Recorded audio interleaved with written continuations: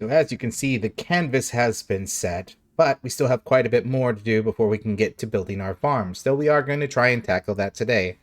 Also, hello and hi everyone, my name is Awolfa and welcome back to Minecraft. So, last episode, we cleared out this entirety of the space here below me. Well, mostly, you can see there's some ores and some things kind of floating around there in the distance, but we'll get to those and clean those up. I just wanted to attack those with a fortune pickaxe rather than have the machine eat them since it already missed them. And as you can see behind me, we have said machine here, which we had to do a couple improvements. Basically had to add some more drills, add some more chests, and even then, it got very, very full. It actually got all the way down to the wire. As you can see, I might have even missed something, though I didn't see anything floating in space, so I think we're okay there. But we've got some work to do if we're going to get our farms. First and foremost, we've got to build a floor. So now, as you can see here, we've got a stone floor above the bedrock floor that we have below. And there's actually a couple of blocks height of difference here. And the reason we've done this is because I might want to run piping. I might have some ideas for making some modifications to the farms as I go along. We've also double layered the stone because I want to make sure that lava doesn't come cascading down. That will make sense a little later in the episode. Lastly, I believe it's this chunk over here is a slime chunk. So we went ahead and set up a diamond torch, which prohibits spawns of enemy monsters for a pretty good, decent range, and it is a permanent effect. So this entire area is spawn proof. I don't need the lights in order to do that, but I chose to go ahead and do it anyway, just so that I can see. But the slimes, as you know, are completely inconsiderate of light levels. They do not care. They will spawn regardless, so the torch will prevent them from showing up and interacting with the farms and breaking something, because they're most likely to do that. Next thing to cover is share stones. So share stones are like waystones, except if they have a color, like this one does, or colorless, all of the share stones will have a shared network. So all of these have been converted over to red. So now all the farms will be the redstone share stone network. And this one here is the source generator. We even have one back at the workshop. We still have our basic warp stone for going out and about in the world itself. This is important to have, especially for things like the warp stone. But outside of that, this can have a very truncated list of very important places, like Creepy House. We need to go to the Creepy House. Not really. That's just a haunted house out and about in the world. But having this nice truncated list is important. We can have all of our farms and mines on this one, and that makes it relatively easy to navigate, especially having them both together in a centralized location where my storage system is. It's a little unfortunate that these aren't like balanced, but you know what? It's fine. So now, that's step one. Next step, we have to upgrade our spellbook. Because in order to have functional, well-made farms, we're going to need access to tier 2 glyphs, specifically if we want to leverage ours, which is something that we are going to do. To upgrade this to level 2 in the Mage's spellbook, in order to have access to tier 2 glyphs, as you can see in the tooltip, we need to have a novice spellbook, which we have. Obsidian, touch, break, amplify, pick up. These glyphs combined will get you instant mined obsidian. Diamonds, where do I find those, I wonder? Quartz, and finally blaze rods. To that end, I'm going to take my own advice. 3 cobble deep slate plus 2 blocks of glass makes an alchemist table.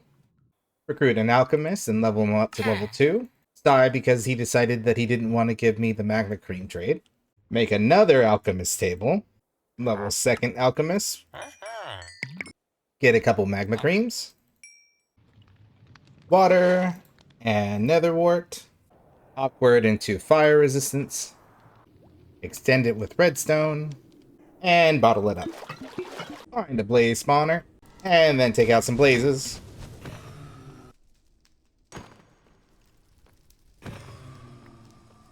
Foxhound followed me from the nether, but because I was still fire resistant, they couldn't hurt me. So I went inside and grabbed some coal and befriended my first familiar. And while I wanted a wolfhound, this was a little earlier than I expected, but if you shift and right click, you can pet them. Which, you know, you were always a part of the plan, but you have to act with, you know, providence, with serendipity whenever that occurs. Which might be a good name, serendipity. Might be a good name for a foxhound. If you have any name suggestions, leave them down in the comments, because I really was not anticipating recruiting a familiar yet. We have a whole episode planned around that in the future, but I couldn't. Why would I abandon them? They were here, they came through, they followed me in the portal, they followed me home! They followed me home! What was I supposed to do? Well, I'll tell you what I can do is upgrade to the Mage's spellbook. That feels good.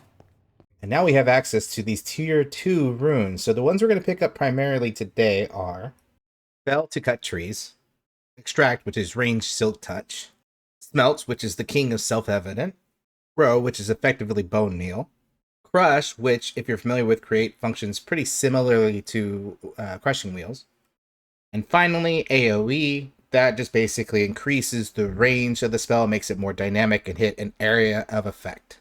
From the level 1 glyphs, we're also going to be utilizing Conjure Terrain. This is basically Summon Dirt. Its recipe is very straightforward, and this is part of why I was saying gold is precious, is ours utilizes a lot of gold. In addition, you're going to need the archwood that you needed to find from the biome or randomly out in the world to make planks, to make this.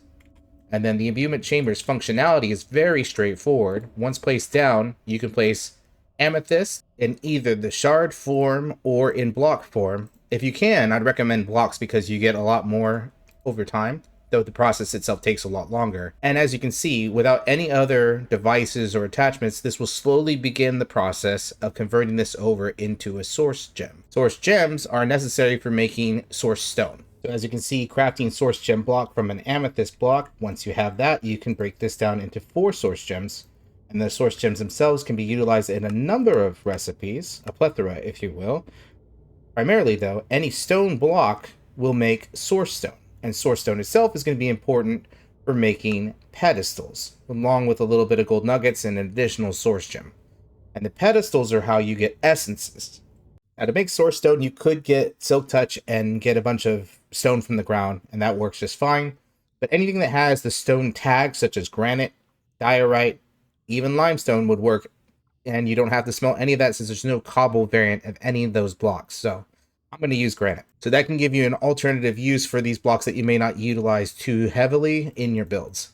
You don't need to make all of your pedestals at once, but to begin essence production, you're going to need at least 3. So looking how to make earth essence, this might be a bit confusing. You have 4 symbols in the center and an earth essence here on the outside edge. Each one of these is pretty obvious in what they discern. Seeds, dirt, iron, with the source gem in the middle. And the structure, how that's set up is this. You have an imbuement chamber. Within one block, you have a pedestal. And then on that pedestal, you have the appropriate item. So to make earth essence, we want seeds, dirt, iron, and there's a couple of variants of these 2 that we could utilize. And then a source gem in the middle. Now, as you can see, a message pops up that says add source nearby to increase craft speed. That's all that it will do. This will eventually mature into a essence, whether or not we have source present or not. And we're not going to have any around because we're starting this process to get source. Now, one of the things I should have mentioned a little bit earlier in the series, and I apologize, probably on the general tips and tricks, is time in a bottle. You want to craft one of these as soon as you can, but they are a little bit pricey. I don't think I built mine until the end of episode 2. A couple diamonds, some lapis lazuli, and a cloud in a bottle, which cloud in a bottle is pretty easy to obtain. So whether you pillar or you get on top of your broom, you're going to climb up into the air with an empty bottle in your hand and spam right click. And eventually, I think it's upwards above 200, you're going to get a cloud in a bottle. So right there about 198, 195-ish. Now, the reason I mention it is because time in a bottle slowly accumulates time as you're playing the game. And, yeah, I've got a little bit of time. I've got 32 hours, almost 33 hours at this point stored up. Now, the reason I mention it here is because time in a bottle can be used to speed up the process of anything. It magically condenses time around a block when you hold it in your hands and right-click on it. And we're going to do a little bit of a race so that you can see just how much impact it can have. I right-click on here and here. We have 2 source gems that started relatively at the same time. And then if we grab our time in a bottle and put it into our hand, and since this is the one that went first, this is the one that went second, we can see it's a little bit behind. Done. So from this one's still on 10, this one's already completed the entirety of it. And you can see just how fast, how much of an impact that makes. That also eats a lot of time, so you need to get one of these early. And I, again, probably should address this a little bit sooner, but the earlier you can approach this, the better for you in the long term. A little bit of self-editing here. You need 4 arcane pedestals in order to progress the quests inside of the quest book. So recommend upgrading to 4 here. then continuing on to this next part about a glyph of harvest. We're in the home stretch of getting our farms started today, but there's a few more things that we need to discuss. Primarily, we need to look at source. I've thrown the word out a few times already. You might be wondering, what is that? What does it do? Well, remember when you hold out a spell book, you get a mana bar on the bottom left-hand corner of the screen. That is your capacity for magic. Source is the capacity for magic outside of a living, corporeal, mortal vessel. Basically, it's mana when it's inside of your body, and it's source when it's not inside your body. That's the easiest way of putting it into words.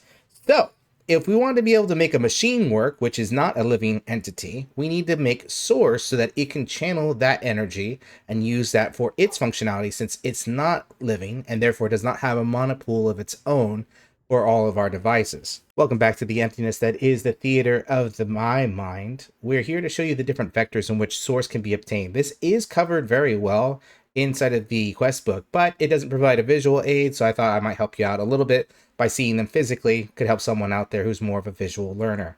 So the different sources that we have for source, we have an ergonomic one. Ergonomic functions off of tick updates for plants. Whenever they grow, they will provide source to a nearby source jar. It has to be natural growth, though. It cannot be bone meal or anything that accelerates it. All you have to do is have some sort of machine or some sort of helper that harvests plants so that they continuously grow for you. And it is the most passive way of obtaining source. Next up, we have the alchemical source link. Now, the alchemical source link has a bit of a drinking problem. Whenever there is a potion jar nearby, based on the complexity of the potion, it will consume that potion and convert it over into source once it's had consumed enough. This one works best when you have pixies wixies, or anyone else that can brew potions for you and have a complex setup to be able to get your source that way. Next up, we have the Vitalic Source Link, and how this one functions is whenever a creature is born, grows, or dies in its vicinity, it will generate source based on that action. So the bigger the farm, the more source that is generated. This one's a nice one to have as a bonus if you're regularly farming animals or consuming animal components. Next, we have the Mycelial Source Link. This one is a hungry bugger. When there's dirt around it and a 3x3 square underneath it, and there's food on a pedestal, as you can see, this one has a little bit of a different top because there's an arcane pedestal on top. Food will be consumed by it, and every so often it'll change the dirt into mycelium. It will generate mushrooms, as well as you saw, produce source over into a nearby jar. And lastly, we have the Volcanic Source Link. This is the one we're going to be utilizing in our world. In a stone platform underneath it, whenever there is nearby wood on a pedestal, it will burn that wood and produce source. And when it the reason we're going to choose this one is because of the speed in which it can consume items. As you can see, it is very quick. It will produce lava, which we're not going to be harvesting, but we may consider in the future, because this is easily replaceable. There's a number of ways in which we could generate stone. This might be our best way of generating lava long term as well. To make volcanic source links, you're going to need a little bit of lava, so this room is already coming in clutch. So we have our glyphs, and we have a clear workspace, and we have our source generators. Now we just need the resources, the wood for these to burn so that we can generate some source.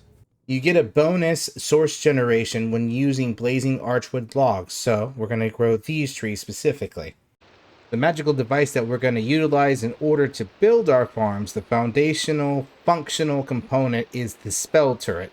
Spell turrets basically can hold spells inside of them and use them at will. Here we have a very basic spell, touch and place block. It does exactly what it sounds like. If I use the spell myself, I'm touching a block, it'll place something out of my hotbar. As you can see, it placed the amethyst down on the ground. We've inscribed the spell by shift right-clicking this spell turret so that it says touch, place block.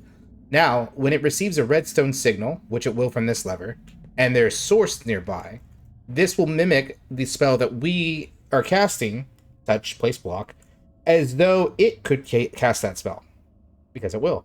It will pull from a nearby inventory, such as this one here, and there you go. So you could use a redstone clock and repeaters and all of that to get a continuous signal to, at irregular interval, have the spell turret go off, but there's actually an inherently easier way to accomplish it as well. Using an enchanting apparatus, which needs a core underneath it, follow through the quests in the quest book to see how these are made. then an arcane pedestal with a clock on it, you can enchant a spell turret to become a timer turret. Timer turrets can be right clicked and have an incremental function where every 1, 2, 3, 10, 15, 20 seconds the spell will continuously go off on its own accord. We've got the two spell turrets set up. This is the rough walkthrough of how this is supposed to work. Right now they are turned off because time turrets, as you can see, are set for 10 seconds here. If you right click them, they will gain a second. Left click, they will detract a second.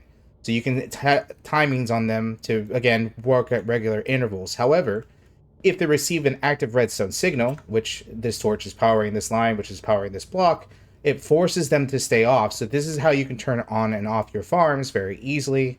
We'll make this more advanced in the future, but currently I have them both set for 10 seconds and have them powered so that they stay off.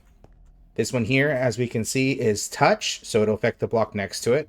Place block, which as we saw and demonstrated before, will be these saplings here. Grow times 4, which is 4 bone meal attempts. Now we know that won't always work, but if it tries reaching for another block, there is no other valid space in which it can place a sapling, so that will fail, so there will be no problems there. Fell, which is breaking a tree, was an axe, and it has a large area of effect, but not large enough to break an entire tree. That's where the 3 amplifies come in, affecting the size and scale of the tree that it can destroy. The blazing archwoods typically grow in a 5-foot section, but they ignore things on the first level, specifically probably so it's easier to automate that process. So we made sure we cleared out this space here, and they go up to about 16 blocks tall. We have more than enough clearance on the walls for that to not be the problem. Now, that will break the tree and have everything fall all over the floor. It will not collect anything for us. We need to add another turret to do that. This one here is projectile, delay, item pickup, and AoE times 4. So projectile will send a projectile to this block here, hit it, pick up everything around that block, and then place it into a nearby inventory, just like place picks from a nearby inventory. This one will pit everything into a nearby inventory. But you notice that there's a delay function at the beginning of this. The reason for that is because if I set this to 11 seconds, and set this one to 10 seconds, those who are good at visualizing, what'll end up happening is you'll get a 1-second delay of drift. So this one will go 10 seconds, this will be 11. This will go at 10 seconds, this will be at 12.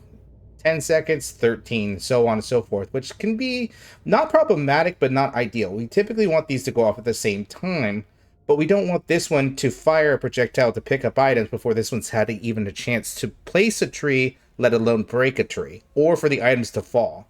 So how we get around that is the delay effect. Delay will slow this down just a smidge, so it will always fire after this one. It may not be enough delays on this. I might have to amplify the delay or do an extended time on it. We'll see. I can play around with the timings to get it just right. From here, because this is a sophisticated storage, we can increase the size as necessary, but there are no filters in this one. However, we are using limited barrels, which only allow you to take one item. And from these sophisticated storage items, we've set their memory to only accept this one item. So only thing that will ever go into the store, the only thing it'll accept, is saplings. So only saplings can be placed, meaning there will be no problems as far as this functionality goes.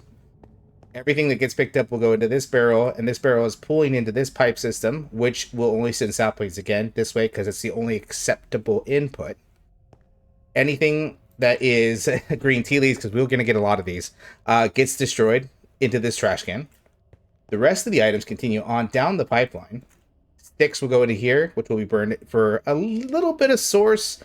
This generally is not worth it at all, but I don't have any other use for the sticks. It seemed like a waste to throw them away, so we'll have a dedicated station for just turning the sticks into resources for us. Then from here we have archwood into this one here, which is already pretty much filled this source jar, and then archwood again. They'll travel into the pipes into here. This acts as a filtration system. Then it will pull from here into the pedestal, which will then burn it. Once it's burned, it'll turn into source, which we can use for a whole number of other farms. And as you can see, we've already started to see the ground change a little bit. The stone, thanks to the volcanic source link, has already turned the stone block underneath this into lava, this one here into magma, and has generated a lava lily, which is a decorative block that changes colors based on wherever it is. So if we have, whoops, hold on. If we grab this lava lily, So we saw it was yellow when it was sitting on top of lava. We set it on top of magma, it turns purple. And if we have it set on nothing, it's just a very light purple. So we can actually collect these and generate these thanks to the volcanic source links. And it's just another block that we can add to our decorations and all of our builds and all that. So another part of this setup is we're going to have a relay, which you can kind of think of as like a wire or pipe, but for source specifically. We're going to have the source come out of these jars here into this relay and then fill this jar, which is going to be necessary for the operation of these two turrets. So that becomes a self-filling system. In order to direct the source jars filling and unfilling from the relay, we need a wrench to do that, which is what I'm holding here in my hand. This is the Wand of Dominion, or Dominion one, which is made from this chanting apparatus with 2 source gems, a piece of gold, and a stick. Very similar to how we did the setup for the turrets themselves. So by right-clicking on a jar, we can then right-click on here, and it says taking, so now it will take from there, but it has nowhere to send it. So then we're going to take from here and send it here. And you can see that it has a purple line, and it will now fill this jar until it's completely full. And because it's in proximity of these turrets, this will be the source of power, no pun intended, for each of the turrets. Last episode, when we were in the Tinkerer's Workshop, I went ahead and collected some of these redstone links. These redstone links appear on the dispensers that are shooting arrows in the sides, right in the same room as the drills. How these work is they will either receive or send a signal wirelessly from point A to point B. And we're going to use this one here to power both of these when we want this system to be shut off, in case we need to do any modifications to it, or if it ends up generating too many resources. So we have this one set for blazing saplings as well as blazing logs. And now we're going to go up top and we're going to set another one to send a redstone signal to this, which will be carried into both of these turrets to turn them off. So as we can see, we have this set to the same signal. This one is a blazing log. This one is the sapling. Turn it on. This is now receiving redstone power, and we'll relay it down to the other link below. And we can see the system has shut down, which will allow it to catch up if it was overwhelmed, or again, if we needed to work on this for any reason. It's just good practice to keep yourself from generating too many resources and corrupting your world, to have an off switch whenever it's necessary. Especially because we're going to have this chunk claimed and constantly loaded, which we should do that next. My inventory is a little tragic right now.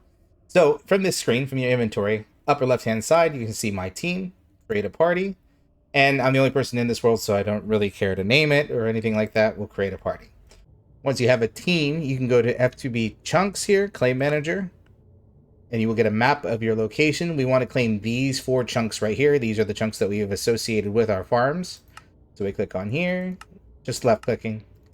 And now these will be permanently loaded. So once I turn this back on, no matter where I am in the world, I will be generating source. But because I don't need any more source, as we can see, and I have enough logs in the backlog, I'm going to leave this off for now. But it is very important to get this up and going, because this will be the source, again, no pun intended, for all of our farms. Now let's talk about one of the things source can do for us. Here we have a very simple cobblestone generator setup.